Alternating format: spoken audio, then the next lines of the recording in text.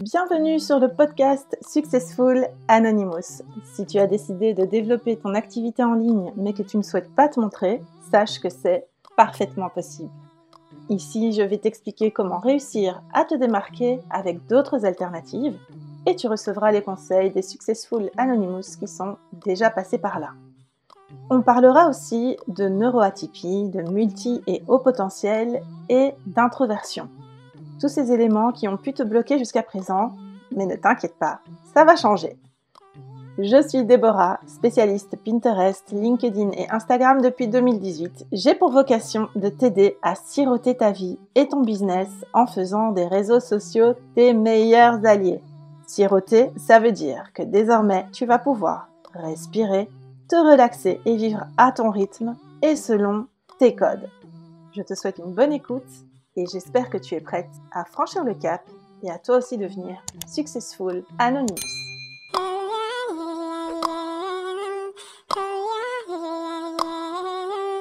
Dans cet épisode, je reçois Emma d'Ambition Féminine, figure incontournable de l'entrepreneuriat féminin en ligne.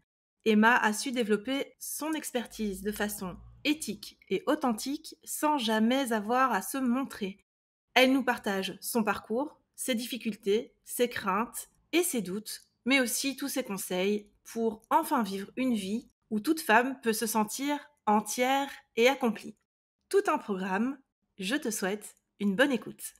Bienvenue dans ce nouvel épisode de Successful Anonymous. Je suis hyper contente de recevoir aujourd'hui Emma d'Ambition Féminine. C'est vrai que quand on parle de Successful Anonymous et de réussir en ligne sans avoir à se montrer, c'est une figure incontournable à ce jour. Emma, merci d'avoir accepté mon invitation et bienvenue à toi sur ce podcast.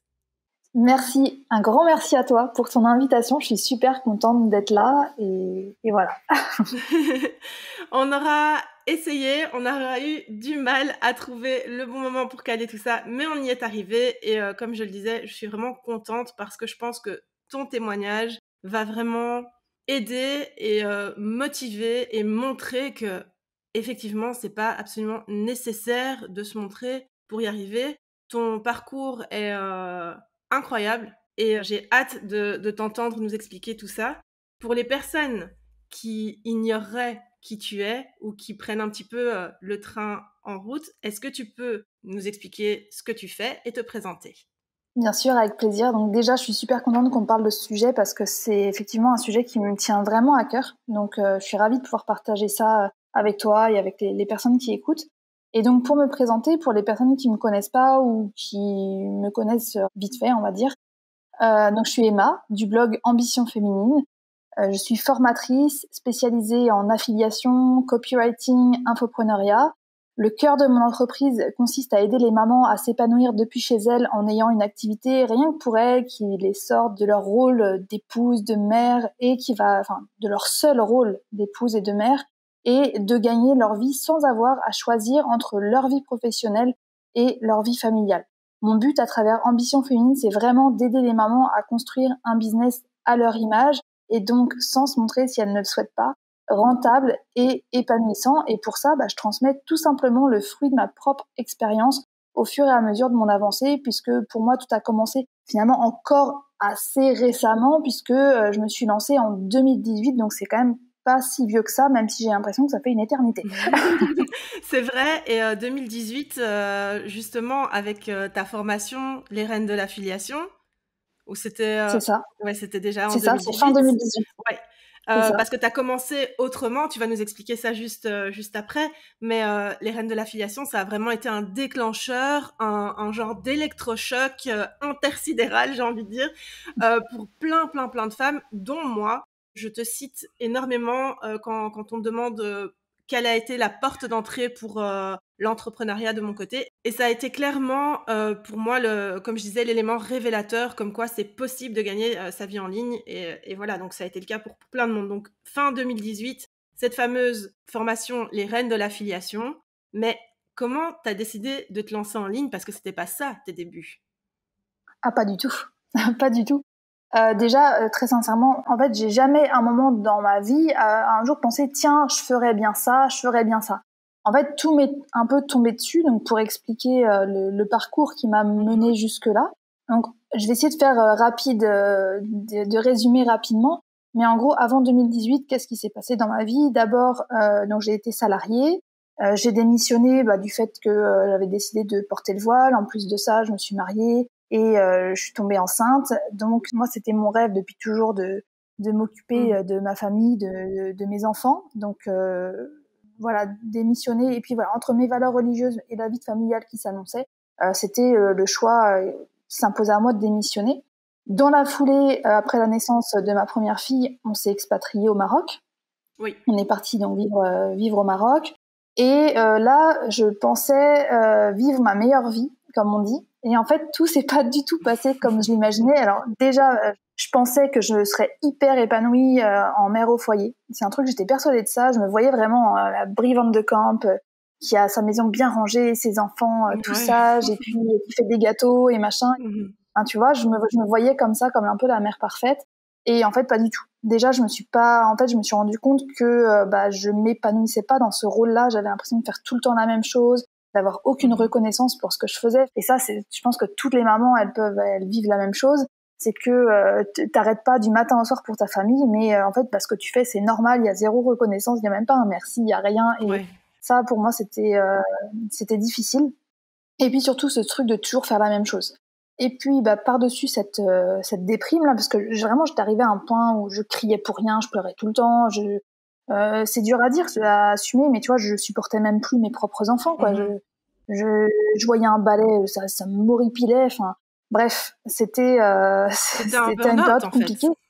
Ouais, c'est ça, complètement. Un burn-out maternel, c'était complètement ça. Et puis en plus, quand on est loin de chez soi, loin de ses repères, loin de sa famille, voilà, il y a beaucoup d'éléments en fait qui étaient surtout quand tu as idéalisé une situation et que tu t'y retrouves et que finalement tu ressens pas ce à quoi tu t'attendais, quoi. Voilà, donc ça c'était la première difficulté. Et par-dessus le marché, pour ne rien arranger, il s'est avéré que on s'est retrouvé en grosse difficulté financière. On s'est même retrouvé avec 10 000 euros de dette.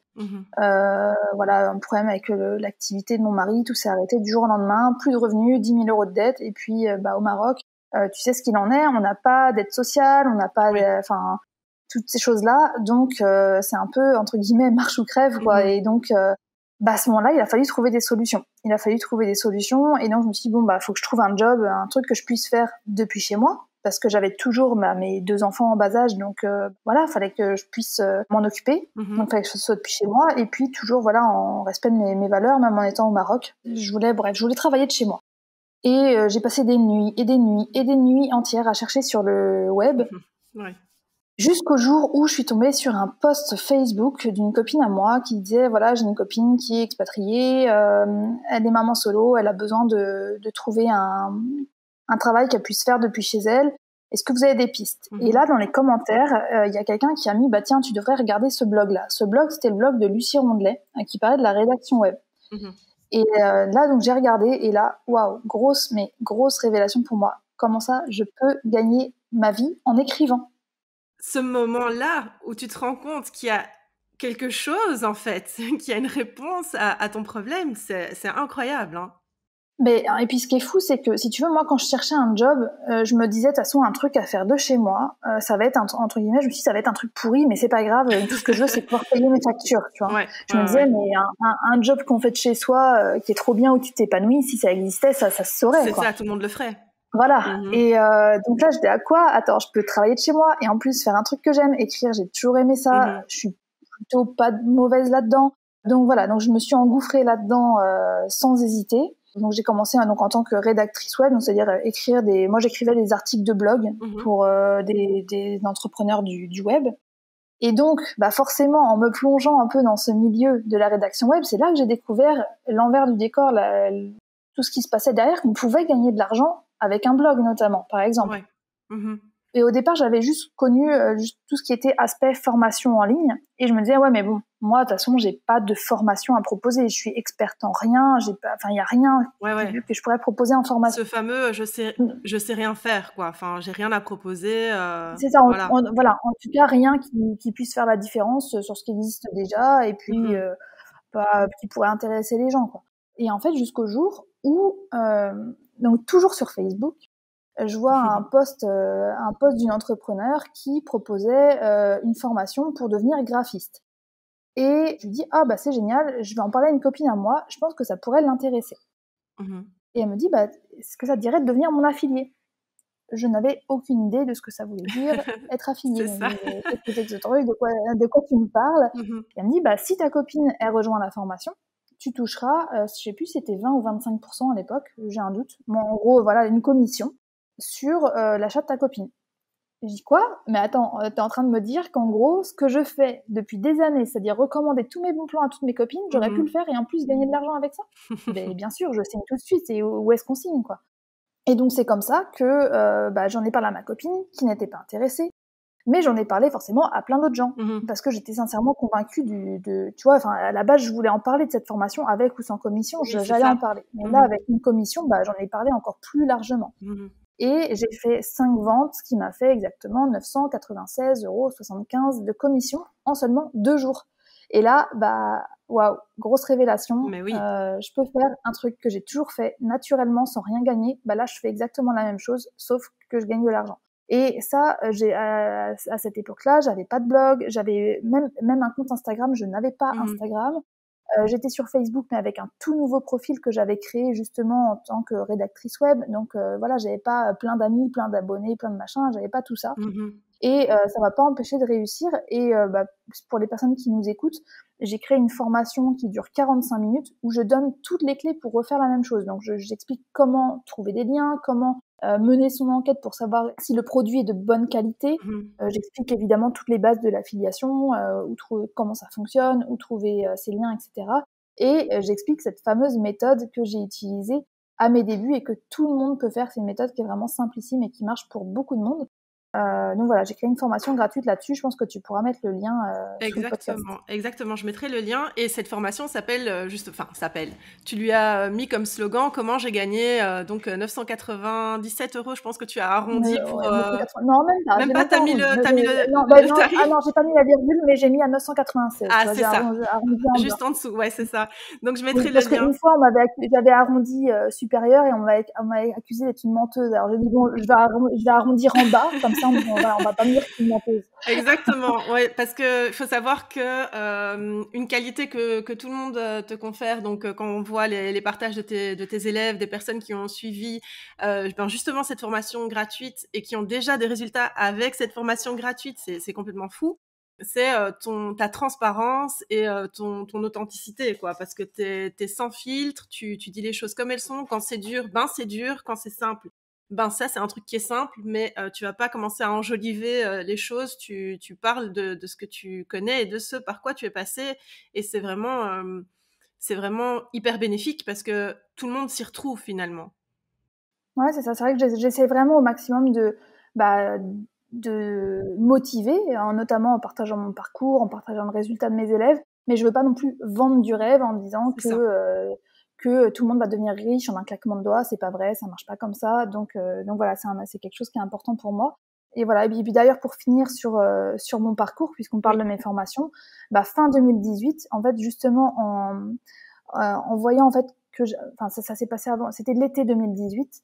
Donc, je faisais toujours de l'affiliation pour plusieurs partenaires et à chaque fois, on me disait, mais attends, comment tu fais? T'as des résultats incroyables, t'as des meilleurs résultats que des affiliés qui ont 20 000 abonnés sur YouTube. C'est quoi le secret? Ou même parfois, j'ai une personne qui m'a dit, mais en fait, tu vends mieux mes formations que moi-même. Donc, j'aimerais bien savoir comment tu fais. Et à partir de là, j'ai eu le déclic. En fait, je me suis dit, mais en fait, mon expertise, elle est là.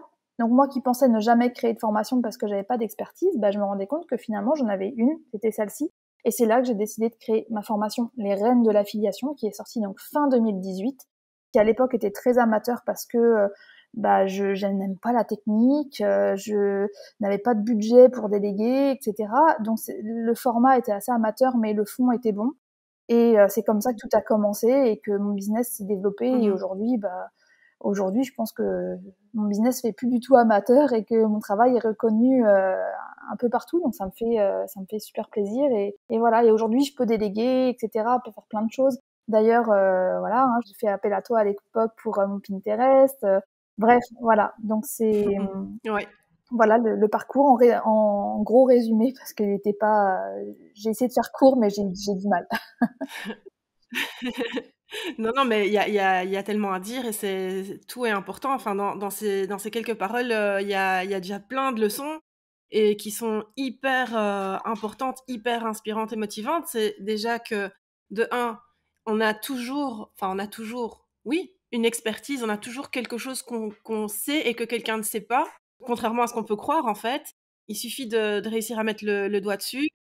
Faut y aller, faut pas avoir peur de se dire je vais en parler de quoi que ce soit, hein, que ce soit en affiliation ou autre chose. Et aussi, on peut partir de zéro et ça fonctionne. Enfin, il faut juste y aller en fait. J'allais dire le rêve américain, c'est pas le cas. Le rêve maghrébin, je ne sais pas. Le rêve de Dubaï, maintenant, je ne sais pas. Mais Ouais. c'est vraiment quelque chose d'hyper palpable et comme tu as dit, en un laps de temps assez court. Et en fait, ce que tu viens de dire là, moi, ça me fait penser que en fait, tout à l'heure, je te disais que j'avais pas d'expertise. Et en fait, maintenant que j'ai un peu de recul sur sur l'infopreneuriat, etc., le business en ligne, en fait, je me rends compte de l'expertise, j'en avais déjà avant, c'est juste que j'en avais pas conscience. C'est ça. Tu vois, par exemple, rien que dans mon rôle de maman, j'ai eu énormément de difficultés par rapport à mon allaitement. C'est quelque chose qui a été hyper difficile pour moi quand, voilà, au début, au début, on va dire les 3 premiers mois, on peut dire carrément que j'avais foiré mon allaitement, parce que ma fille, elle avait carrément perdu du poids. Enfin bref, voilà, j'avais eu des mauvais conseils, c'était catastrophique, et j'avais introduit le biberon, etc. Et à ces 1 an, je suis repassée, j'ai supprimé les biberons, j'avais que l'allaitement, bref. Et en fait, je me dis, mais toute cette expérience-là, tu vois, c'était quelque chose qui a été difficile, qui m'a demandé de beaucoup me renseigner. Je suis passée par plein d'étapes. Et je me dis, cette expérience, elle aurait pu être profitable à plein d'autres jeunes mamans. Et donc ça, j'aurais pu en faire, développer un business autour de ça, soit en affiliation, soit en créant ma propre formation sur le sujet. Donc en fait, de l'expertise, on a toutes quelque chose à partager, que ce soit en faisant la promotion d'autres personnes et gagnant sa vie avec l'affiliation, ou en créant ses propres produits. Mais on a tous une expérience à partager. Et d'ailleurs, du coup, j'ai une autre formation gratuite qui pourra peut-être aider les personnes qui se disent « Ah oui, moi j'ai peut-être quelque chose, mais j'aimerais bien trouver quoi ?» J'ai un atelier sur comment trouver une idée de formation rentable. Ouais. Donc pareil, si tu veux mettre le lien en dessous, ça va faire beaucoup de liens, désolé. Non. Mais voilà, pour les personnes qui se demandent « ouais, moi aussi j'aimerais bien me lancer, mais j'ai pas d'idée », alors je parle de formation rentable, mais en vrai cet atelier-là, il peut aussi se servir pour trouver son idée de business en affiliation ou autre. Voilà. Oui, ou même son idée de business en ligne tout court, hein, pour Ouais, voir voilà, c'est ça. si... Ouais.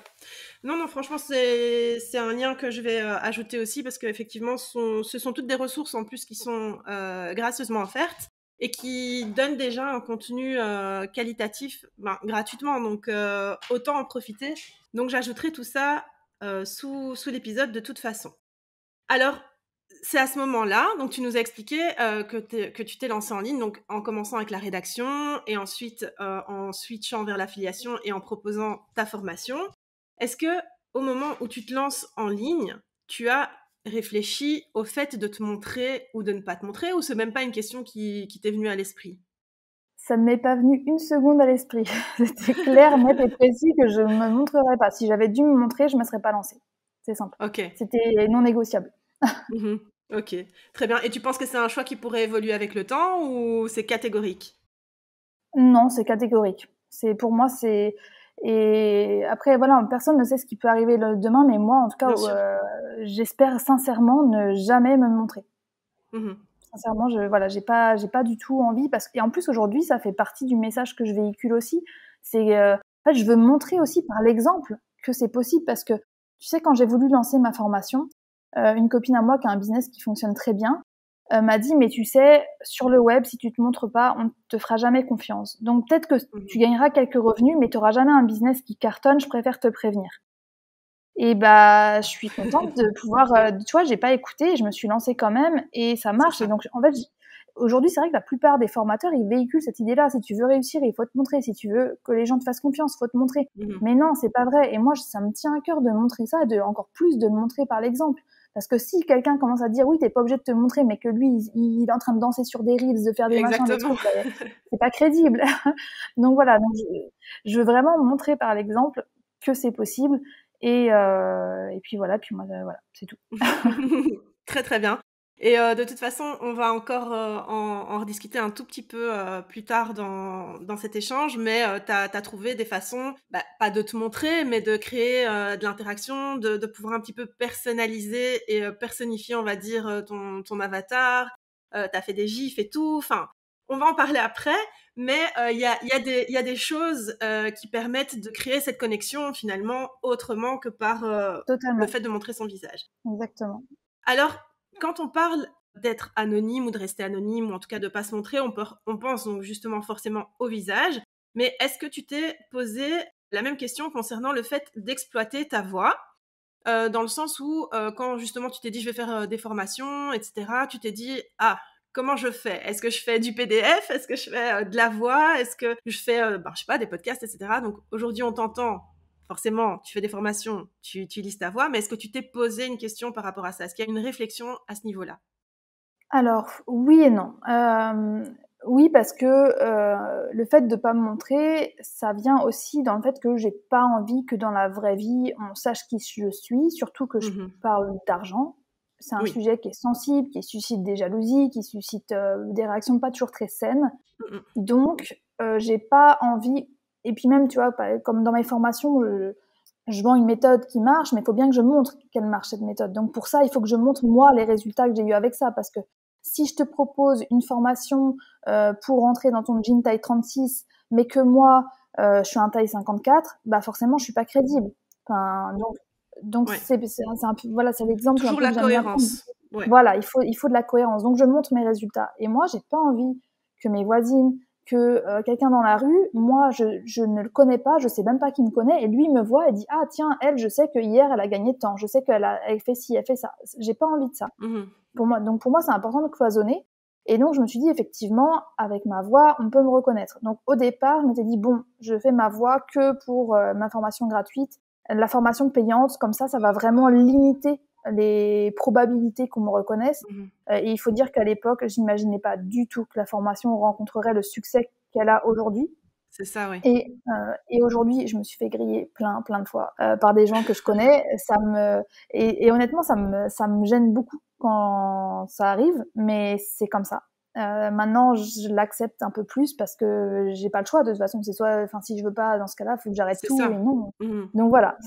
Mais par contre, j'ai pensé à un moment donné, du coup, pour éviter ça, au début où j'ai eu des copines qui ont commencé à me reconnaître et que ça m'horripilait un peu, à ce moment-là, je me suis dit, bon, et si je trouvais un truc qui transforme ma voix? Donc j'ai commencé à chercher pour ça. Sauf que ça faisait des espèces de voix toutes moches. De robots. Ouais. Donc voilà, laisse tomber. Surtout que c'est un retour que j'ai souvent. Les gens me disent « Oh, j'aime trop ta voix, etc. » Et de mes élèves, j'ai beaucoup ce retour-là.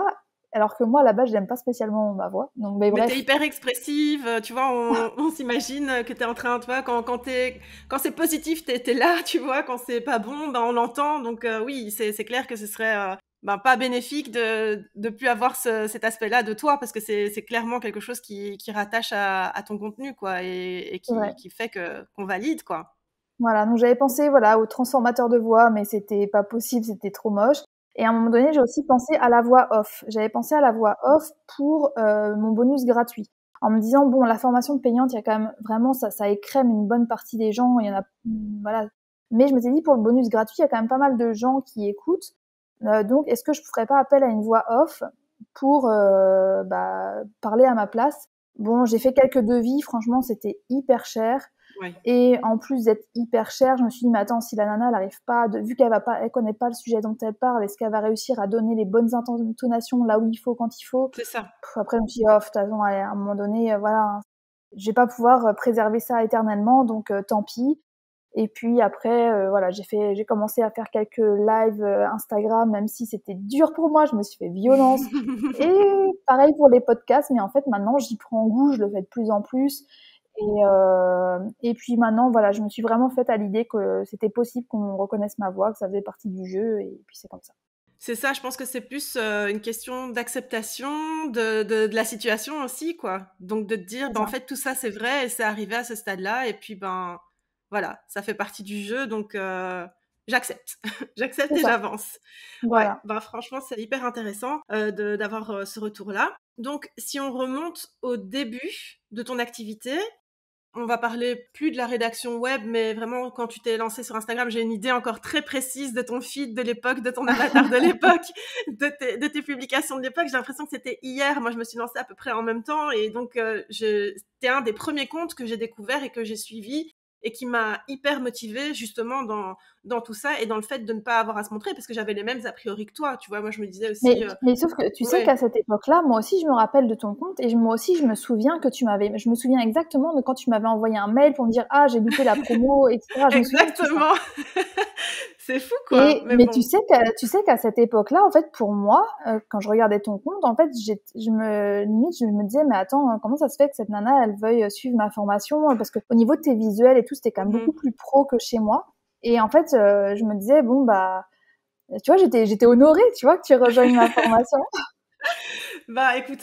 Enfin, en tout cas, j'avais l'impression que tu étais lancée depuis beaucoup plus longtemps que moi, en tout cas. Et pas du tout, puisque j'ai commencé vraiment, ta formation, je le dis et je le répète et je n'ai de cesse de le dire, ça a été vraiment l'élément déclencheur au moment où moi aussi je traversais des difficultés et où je me disais, il faut que je trouve comment gagner ma vie de chez moi sans me montrer en ligne, il faut que je puisse le faire de chez moi. Ça a été l'affiliation, la porte d'entrée, ça a été ta formation gratuite, la mensongère, soi-disant, de l'époque, avant que le montant soit rectifié au chiffre près. Voilà, qui m'a aidé à voir que c'était possible.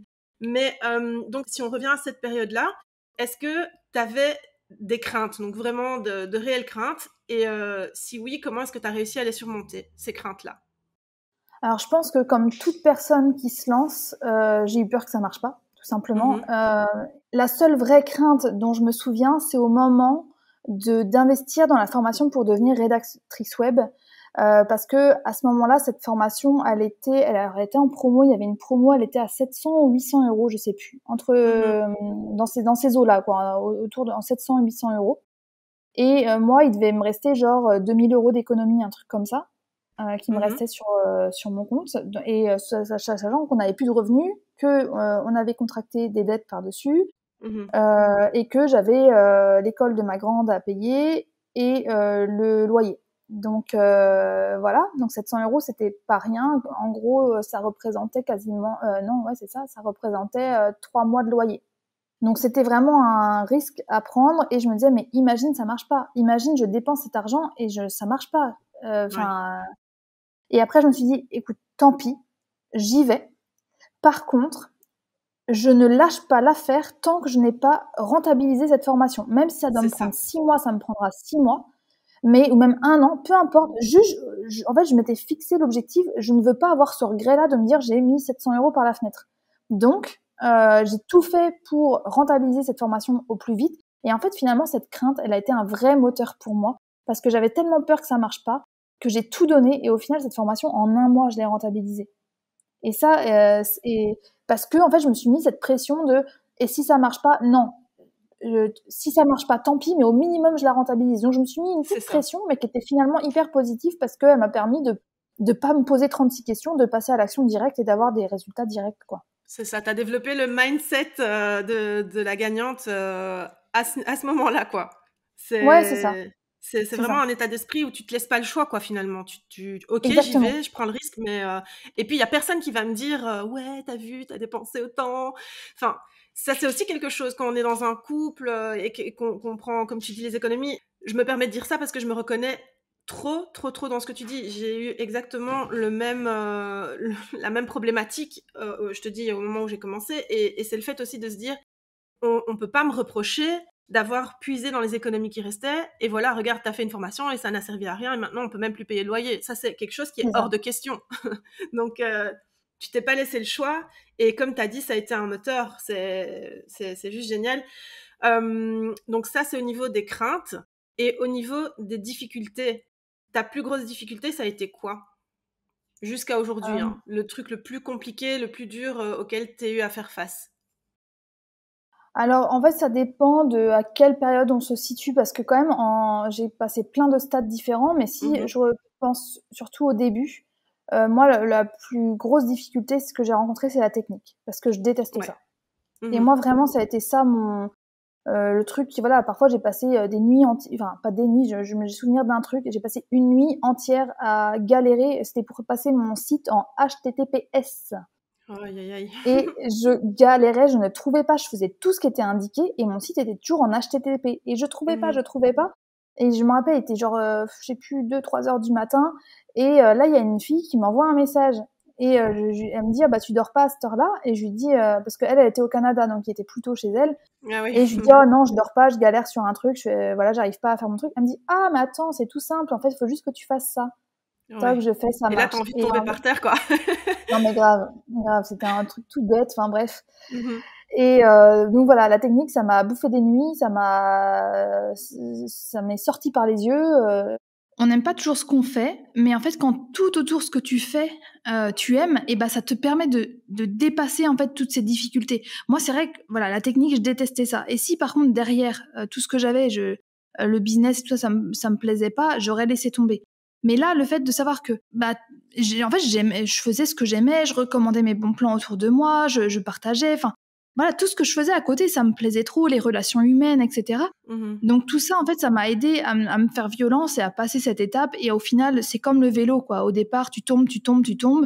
Et puis à un moment donné, bah, t'arrives à pédaler et t'y arrives. Bah, la technique, c'est pareil, même si je suis toujours pas fan de technique, même 4 ans après. Mais aujourd'hui, en tout cas, c'est pas une torture de le faire, quoi. J'ai appris à le Ouais. faire. J'aime pas ça, mais je sais le faire. Donc, Mhm. donc voilà, il y a des difficultés. Les difficultés, bah, en les affrontant, elles deviennent faciles. Et si on a des choses qu'on aime autour, de toute façon, ces difficultés n'en sont plus. Donc voilà, la principale difficulté pour moi de départ, c'était vraiment la technique. Et puis l'autre difficulté, je pense, que j'ai rencontrée dans mon parcours, c'est quand mon business a commencé à vraiment rencontrer du succès et que j'ai Mhm. été confrontée aux premiers haters, comme on dit, Ouais. les premières critiques, les premières attaques mensongères, Mhm. gratuites, etc. Ça a été même très difficile au départ. Et en Mhm. fait, c'est pareil, j'ai appris que bah, ça fait partie du jeu, Mhm. que de toute façon, on ne peut pas plaire à tout le monde, ça n'existe pas. Un monde où, Ouais. même si, en fait, moi, ce qui était dur pour moi, c'est que je trouvais ça hyper injuste. En plus, je suis dans la team hypersensible. Et je trouvais ça hyper injuste parce que Ouais. je recevais des attaques comme si j'étais une mauvaise personne, alors que moi, bah, tout ce que je fais, enfin, je pense que mes intentions sont bonnes. En tout cas, j'ai vraiment envie d'aider les gens. Voilà, j'essaie d'être quelqu'un de bien, quoi. Et quand tu Mhm. te reprends des accusations complètement fausses sur toi, qu'on dépeint un portrait de toi qui est pas du tout la vérité. Enfin, tu as envie Mhm. de crier, mais non, c'est pas vrai, je suis pas comme ça. Et en fait, maintenant, Ouais. j'ai vraiment appris à prendre du recul sur tout ça. Maintenant, en fait, je calcule même plus, je réponds même plus, et je sais que c'est des gens qui sont frustrés, ou j'en sais rien, qui ont rien à faire de leur vie, ou bien Exactement. qui ont pas Mhm. du tout compris mon message. Et dans ce cas-là, le problème, il vient d'eux, il vient pas de moi.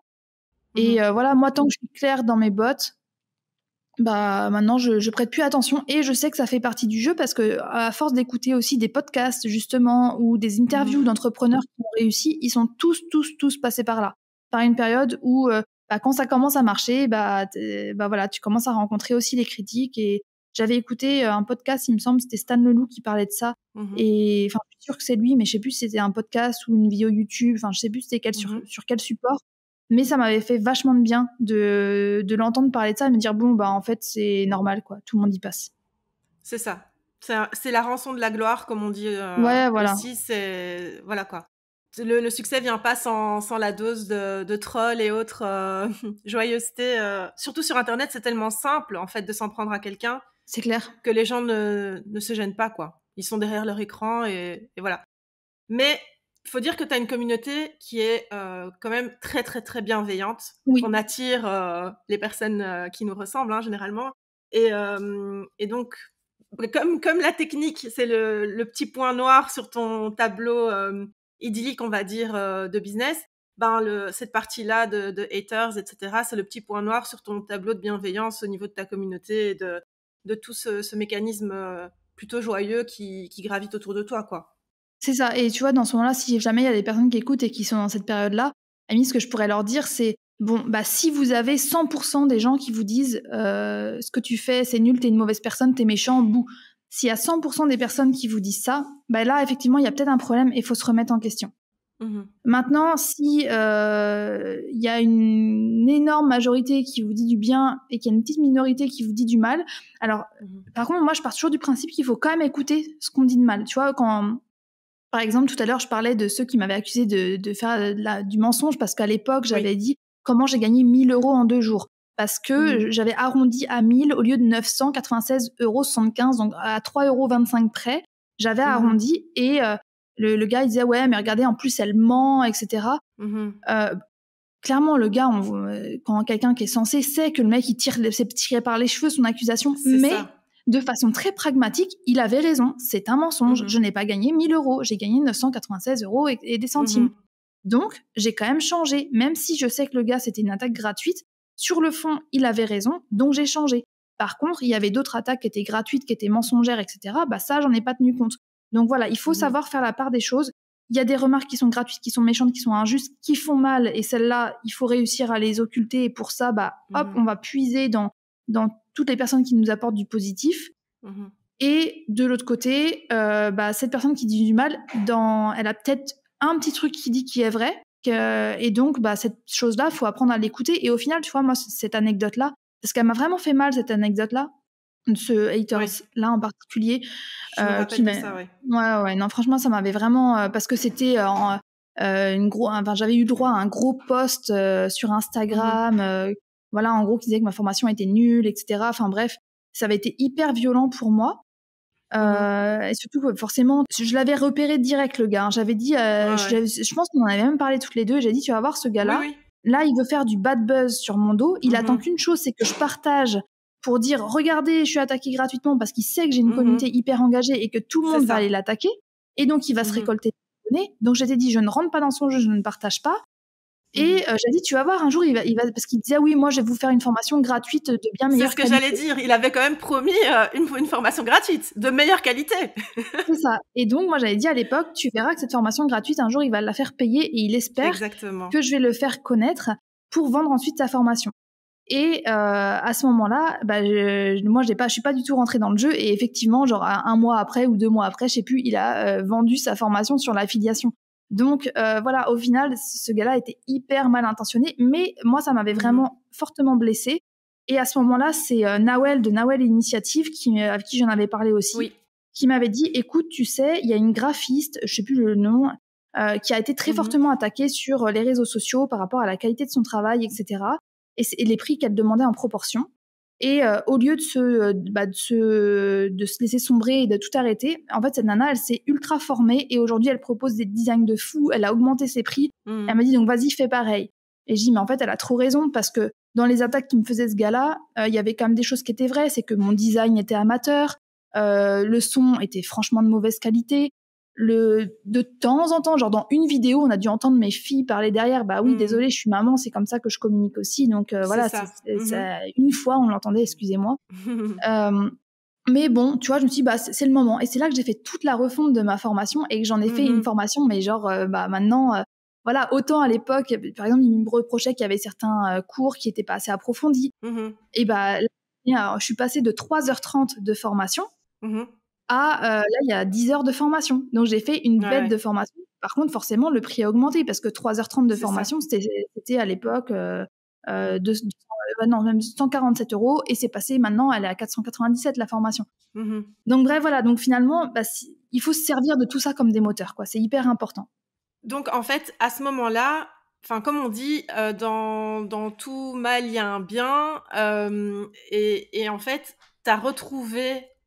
au moment de cette période avec ce bad buzz qui a été un flop finalement pour la personne, tu as retrouvé cette hargne que tu avais quand tu as commencé avec la formation de rédaction où tu t'es dit, je me laisse pas le choix, j'y vais, je fonce et je vais rentabiliser ça. Ici, tu t'es dit, je laisse plus de portes ouvertes, c'est une porte en fait que je vais pouvoir fermer sur cette pseudo-attaque du mensonge dans le titre de ta formation. En fait, ça m'a fait tellement mal, les attaques, que j'ai dit plus jamais je veux qu'on puisse m'attaquer sur ces points-là. Parce que ça m'a fait tellement mal que voilà, c'était non, on va, comme tu dis, je ferme la porte. C'est-à-dire que aujourd'hui, tu veux m'attaquer. En fait, voilà, ce que je voulais, c'est que je veux dire, par exemple, que aujourd'hui, si quelqu'un achète ma formation, admettons qu'il me demande un remboursement, que jamais on puisse me demander un remboursement parce que je suis pas satisfait, mais qu'on me demande un remboursement parce que en fait, c'est pas fait pour moi. Je me rends compte que c'est pas fait pour moi. Et clairement, c'est ça. Et c'est clairement ça. Aujourd'hui, j'ai aucune demande de remboursement, par exemple, de quelqu'un qui me dirait « je ne suis pas satisfaite de ta formation ». Aujourd'hui, ça peut arriver que j'en ai pour des gens qui me disent « bah écoute, après avoir commencé, je me rends compte que c'est pas fait pour moi ». Mais jamais on me dit « ta formation est pourrie ». Et donc, finalement, ce gars-là qui a voulu faire du bad buzz sur moi et qui a voulu se remplir les poches sur mon dos, et au final, il m'a rendue plus forte. Et ça, c'est ma meilleure victoire, au final. Parce qu'à ce moment-là, même si je peux donner peut-être une image forte, etc., mais à ce moment-là, j'étais en pleurs, quoi. J'étais vraiment pas bien. Ça m'a vraiment mis super bas, quoi. Tellement je trouvais ça difficile et injuste. Et au final, voilà, la meilleure vengeance que j'ai pu avoir sur cette personne, c'est de faire encore mieux, en fait, et de pas réagir et de faire encore mieux. Mais en plus, à ce moment-là, ça a été le renouveau, non, mais le upgrade, le level up de tout ton business, hein, parce que tu as refait ton identité visuelle avec une graphiste professionnelle, tu as tout refait, quoi. Ça a été aussi bien les formations que leur contenu, que ton identité visuelle, ton site, ton Pinterest, tout. Tout a été revu, quoi. C'est ça. Donc, tu vois, moi, tu peux me piquer. Peut-être tu vas me faire mal quand tu me piques, mais derrière, tu réveilles une machine de guerre, quoi. Voilà, c'est ça, exactement. C'est ça. Mais moi, j'adore. C'est vraiment le style de moteur qui est le mieux, si je puis dire ça comme ça, parce que c'est toi contre toi-même et les promesses que tu te fais à toi-même. C'est-à-dire que tu te promets que plus jamais on va t'attaquer là-dessus, plus jamais on va t'avoir sur ce terrain, et c'est à toi que tu promets ça, quoi. Donc, non, franchement, moi, c'est une forme c'est aussi une forme d'autoprotection, hein, parce que oui, je suis sensible, et donc même si les gens pensent que sur Internet, parce que voilà, ça marche bien pour toi, ceci, cela, que t'es intouchable, et puis que bah non, c'est pas vrai. Donc je me protège aussi en faisant ça. Alors, après tout ça, est-ce que tu peux dire qu'à l'heure actuelle, il y a encore quelque chose qui te fait peur, qui continue à te faire peur, ou qui continue un petit peu à te hanter comme ça? Alors, me hanter, c'est un bien grand mot. Mais par contre, en toute transparence, je pense que ça va surprendre les gens qui me connaissent, qui me suivent, mais j'ai toujours peur que ça marche pas. À chaque fois que je fais une offre promo ou une nouvelle formation ou un truc, j'ai peur que ça marche pas. Les rares personnes à qui j'en ai parlé, on me dit mais attends, non, mais t'es grave, t'as vu ton business, c'est impossible, t'as une communauté qui est trop soudée, t'inspires tellement de personnes, c'est pas possible que ça marche pas. Mais tu vois, le truc c'était tellement difficile avant que je me lance, ma situation personnelle, mais à l'époque je me rendais pas vraiment compte que c'était difficile. Mais c'est maintenant que j'en suis sortie que je me dis ah non, je veux pas retomber là, tu vois. Je veux pas retomber, c'était trop dur, je veux pas. Et donc j'ai toujours un peu cette peur que tout s'arrête, et c'est pour ça que même si là je suis partie m'installer à Dubaï et que ça peut paraître un peu bling bling machin, si je l'ai fait, c'est pas c'est vraiment pour mes enfants que je suis partie là, parce qu'il y a c'est sécurisé, qu'il y a des bonnes écoles, etc. Bref, mais j'ai pas un mode de vie bling bling. Je dépense pas dans tout n'importe quoi. Je suis hyper sécure parce que j'ai toujours cette peur que tout s'arrête, que du jour au lendemain je ne vende plus. Tu vois, par exemple, à un moment donné, j'ai eu une baisse des ventes. Sur le coup, je la comprenais pas. Et je me suis dit, ça y est, c'est la fin, mon business décline, ça y est, j'ai fait le tour, ça va s'arrêter. Et là, ça m'a angoissée. Et maintenant, avec le recul, je l'analyse en fait finalement, ça me paraît assez simple, en fait. C'est que tout simplement, en fait, j'étais dans la préparation de mon expatriation à Dubaï, donc j'étais beaucoup moins active, notamment sur Instagram, j'avais pas la même énergie. Et donc forcément, vu que je suis moins présente, et que j'ai moins good vibes, on va dire, forcément, il y a toujours des ventes, mais moins. Et voilà, donc j'ai toujours en tout cas, c'est une appréhension que j'ai toujours, de me dire, voilà, même quand je lance un nouveau produit, je suis jamais sûre que ça va marcher, quoi. J'ai jamais un moment donné où je me dis, non, mais c'est sûr, ça va cartonner. Et donc voilà, donc il y a toujours cette peur-là, elle reste là, et je pense qu'elle restera toujours là. Et en vrai, je pense que c'est chez tout le monde pareil. Et quand tu préparais ton expatriation, ça t'a quand même pas empêché, donc malgré que tu préparais ton expatriation, enfin ta deuxième expatriation, on va dire, puisque tu étais déjà expat, quoi, mais ton déménagement, pendant que tu préparais ça, t'as quand même cet instinct d'entrepreneur ambitieuse qui reste en veille et qui reste à l'affût des opportunités, des choses à saisir et des choses à tenter.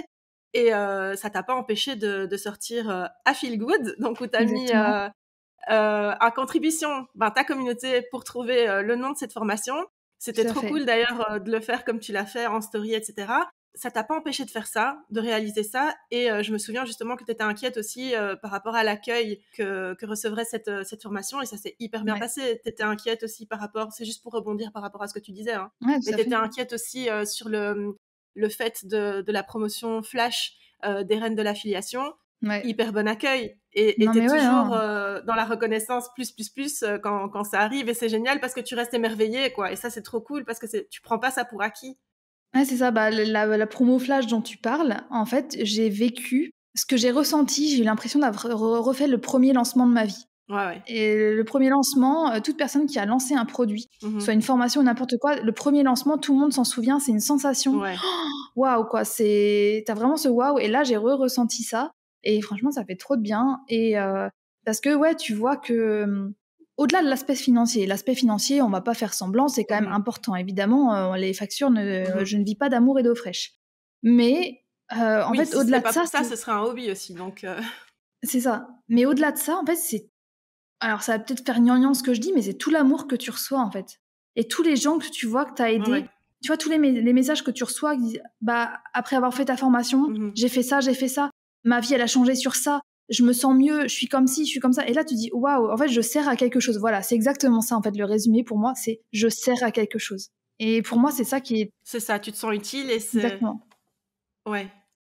C'est un besoin de reconnaissance qui est nourri, en fait. Tu te nourris de toutes ces bonnes énergies que les personnes t'envoient. Et comme tu dis, se sentir utile, c'est incroyable, quoi. Tu te dis, purée, mais...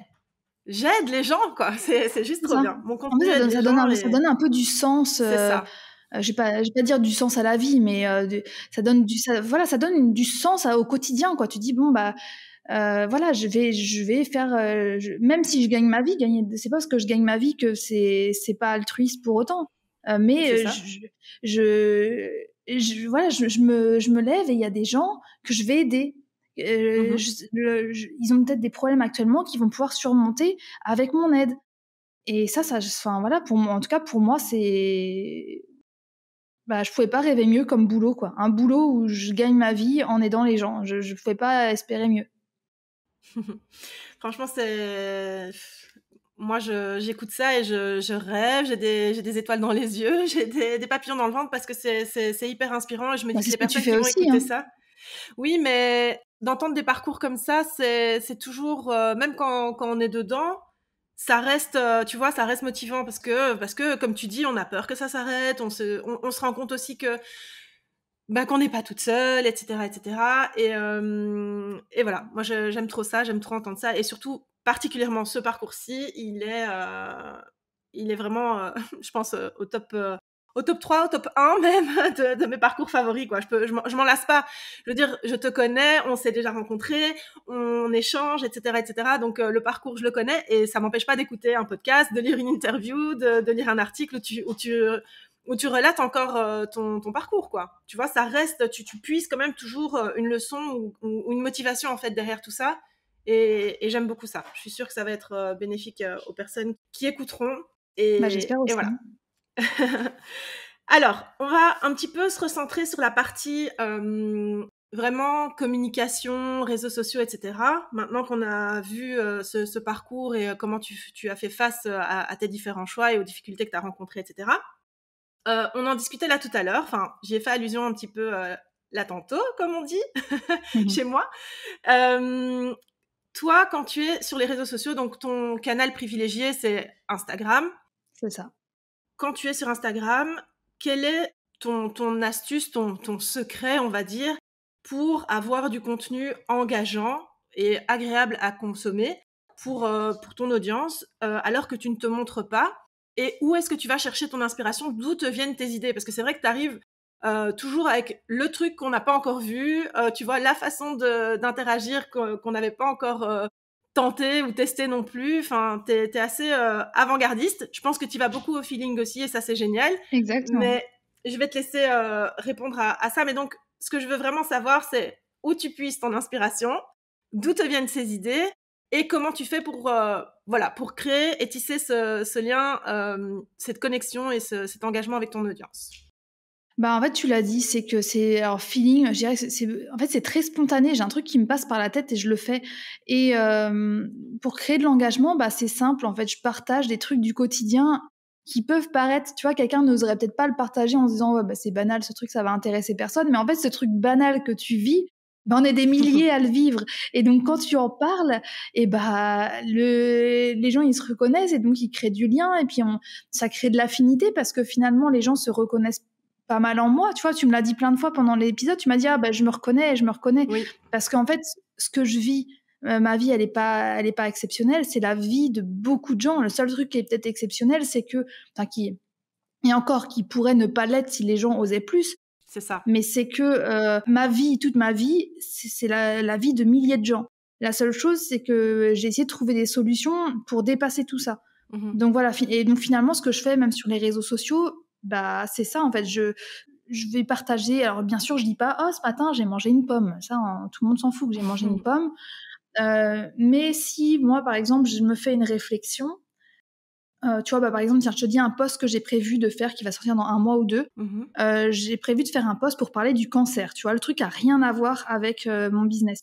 Mais pourquoi ? Parce qu'en fait, moi, je me suis fait une grosse frayeur. J'ai eu une grosse frayeur. Voilà, j'ai senti une grosseur au niveau de la poitrine.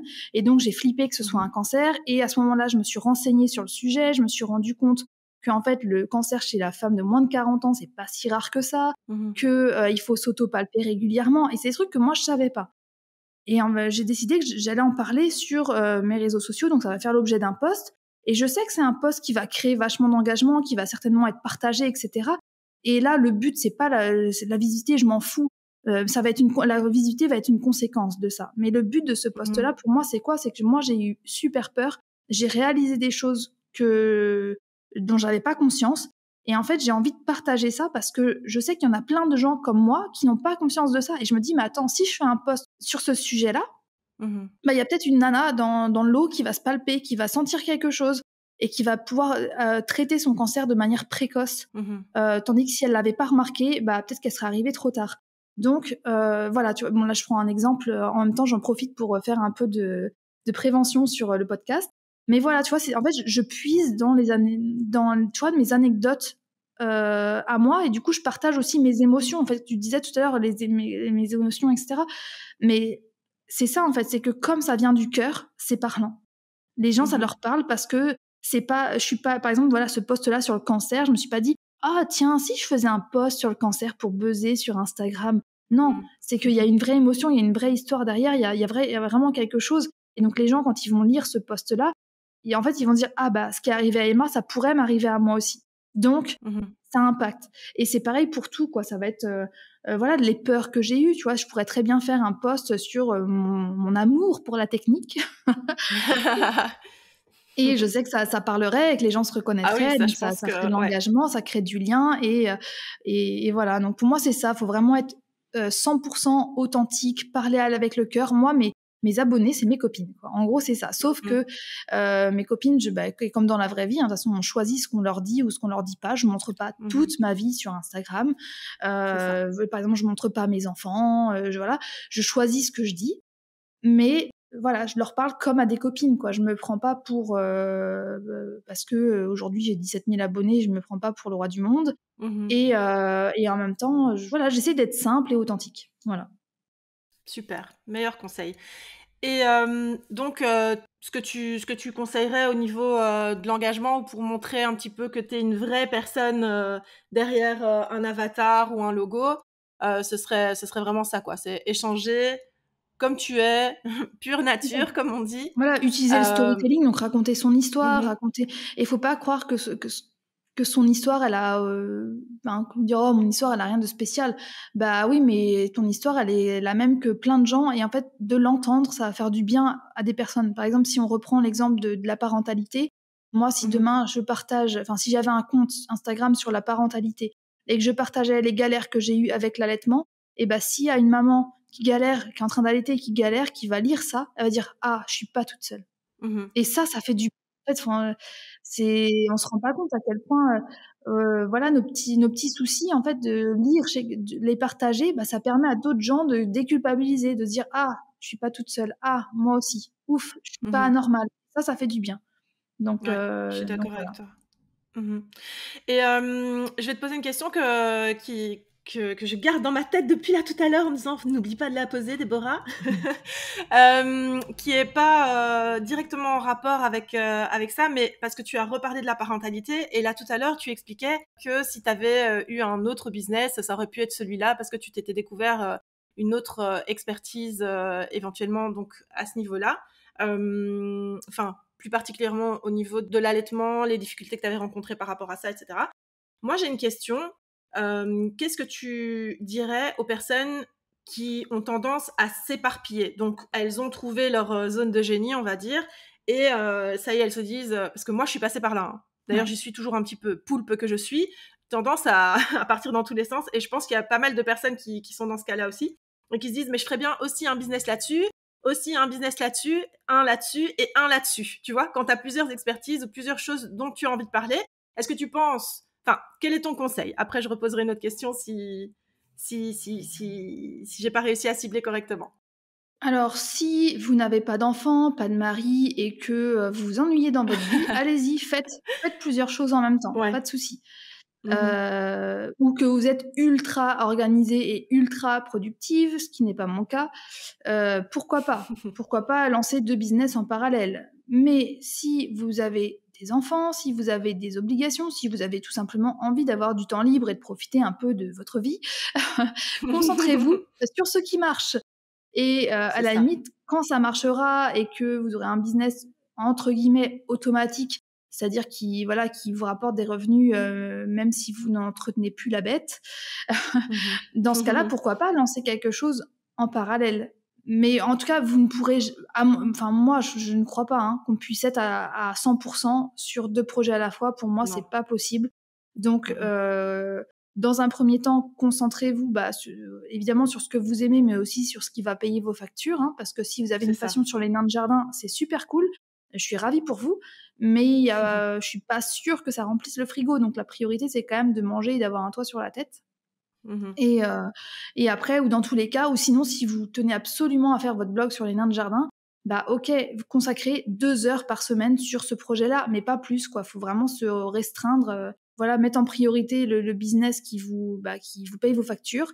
Et ensuite, le blog passion, enfin le projet, parce que c'est pas forcément un blog, ça peut être un compte Instagram passion, ok, faites-le, mais gardez bien en tête que c'est pas votre priorité et que c'est 2 heures par semaine, pas plus. Le reste du temps, de côté. Nickel. Voilà. Et alors, merci. Et alors, comme on est toujours dans la partie des conseils, et ce sera mon avant-dernière question, qu'est-ce que tu conseillerais aux femmes qui nous écoutent et qui hésitent à se lancer parce qu'elles ont peur de devoir se montrer, donc qui sont dans la même optique que toi au début ou même que moi, qui se sentent pas prêtes justement à cause de ça ou qui ont pas envie de se montrer du tout. Et donc, du coup, elle ne se lance pas en se disant, non, parce qu'il va falloir, ou j'hésite quand même, parce que je sais que ça marche mieux quand on se montre, etc. Ton conseil numéro 1, ou tes conseils, si tu en as plusieurs, mais vraiment le plus gros conseil que tu aies pour ces femmes-là, ce serait quoi? Foncez, foncez, n'attendez pas, parce que, en fait, on va peser la balance. D'un côté, il y a je ne me lance pas parce que je me montre pas. Et de l'autre côté, il y a je me lance et je prends le risque de pas me montrer. Lequel va probablement fonctionner? C'est forcément celui où tu te lances. Celui où tu te lances pas, de toute façon, il marchera pas, c'est sûr. Tu fais rien, donc ça marchera pas. Donc, lance-toi. Ne te montre pas. Si c'est ta conviction, ne te montre pas. Regarde des profils de personnes qui réussissent sans se montrer. Je suis pas une exception. Il y en a d'autres. Il y a toi, je pense qu'il y a Isla Graph, il y a plein de projets qui fonctionnent sans que les gens ne se montrent. Ou même, tu vois, si on regarde les marques, les marques de produits physiques, généralement, tu vois pas la personne qui a fondé la marque, généralement. C'est ça, donc, exactement. Voilà, c'est pas un souci. Le truc de oui, mais les gens ne te font pas confiance, c'est pas vrai. Regarde les influenceurs de télé-réalité, ils se montrent. mais ils ont tellement arnaqué les gens qu'il n'y a plus personne qui leur font confiance. Donc, c'est pas ne se montrer aujourd'hui, c'est pas un gage de confiance. Par contre, sois vraiment authentique, transparente, communique avec le cœur, échange avec les gens, montre que tu es une vraie personne, mais en fait, t'as pas besoin de te montrer pour montrer que tu es une vraie personne. Par contre, ce qui peut aider, effectivement, c'est que moi, j'ai mis en place ce petit avatar dessiné par une illustratrice. Et ça, je pense quand même que ça a un impact parce que, en fait, on me visualise, quoi. Même si c'est un dessin, on met ça humanise. Voilà, ça humanise. C'est ça. Et pour les stories, effectivement, j'ai fait des petits gifs animés de mon avatar qui bougent. Même si je suis pas franchement convaincue que ça fasse tu vois, que les gifs animés, ça change tout. Hein. Non, ça change pas tout. Mais c'est un petit plus. En tout cas, l'avatar en lui-même, au moins d'avoir un truc dessiné qui représente, qui humanise, ça par contre, oui, je pense en effet que c'est un gros plus de l'avoir. Mais en tout cas, voilà, foncez, n'écoutez pas. Si vous avez envie de faire quelque chose, faites-le et dites-vous qu'est-ce qui va être le pire, que j'essaye et que je me plante, ou que je n'essaye pas et que je passe ma vie à me demander qu'est-ce qui se serait passé si j'avais essayé. Voilà. Exactement. Voilà. Mot de la fin. Merci pour merci pour ce conseil. Et pour terminer, est-ce que tu peux me parler de ton prochain projet, s'il y en a un qui est déjà sur le feu, ou de ton actualité? Dis-moi tout. Alors, dans ma tête, il y a des milliers de projets. Mais dans mon agenda, j'ai pas le temps de faire tous ces projets-là. Donc, je note les petites idées dans un coin. Mais malheureusement, ça ne va pas aussi vite que je l'aimerais. Donc là, tu vois, par exemple, le projet dont je vais te parler, c'est un projet que dans ma tête, je m'étais dit, en décembre, c'est terminé. C'est la refonte des rênes de la formation. Donc, ma formation pour apprendre à créer et vendre sa formation en ligne. Donc là, il faut absolument que je termine la refonte.